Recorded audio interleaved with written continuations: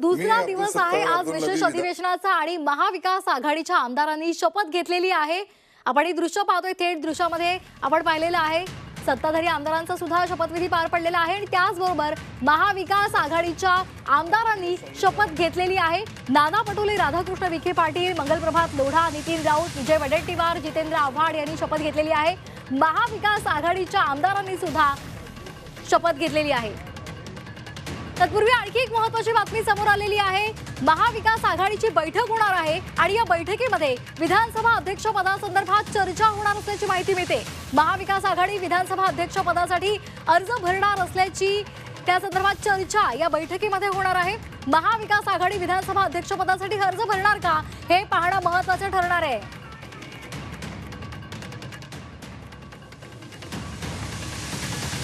महाविकास आघाडी विधानसभा अध्यक्ष पदासाठी अर्ज भरणार का हे पाहणं महत्त्वाचं ठरणार आहे। महाविकास आघाडीच्या बैठकीत अध्यक्ष पदासंदर्भात चर्चा होणार असल्याची माहिती सूत्रांकडून मिळते। या संदर्भात अधिक माहिती घेणार आहोत आमचे प्रतिनिधी कृष्णात पाटील। कृष्णात, काय अधिकची माहिती? पदासाठीचा उमेदवारी अर्ज दुपारपर्यंत भरला जाणार आहे आणि त्यासाठी जरी विरोधी पक्षांकडे तितकंसं संख्याबळ नसलं तरी उमेदवारी अर्ज भरण्यासंदर्भातला विचार जो आहे तो महाविकास आघाडीच्या बैठकीमध्ये समोर आलेला आहे आणि त्या संदर्भात निर्णय थोड्या वेळामध्ये घेतला जाईल आणि उमेदवारी अर्ज भरायचा की नाही या संदर्भातला निर्णय घेतला जाईल।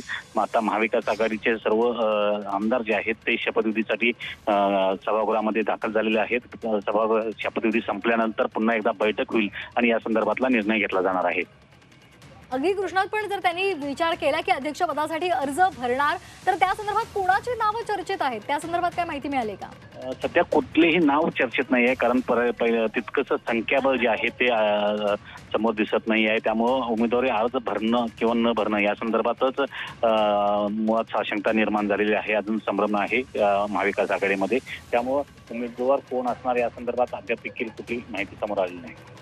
अगदी धन्यवाद कृष्णात आपण दिलेल्या या माहितीसाठी। तर महाविकास आघाडी विधानसभा अध्यक्ष पदासाठी अर्ज भरणार का हे पाहणं महत्त्वाचं ठरणार आहे।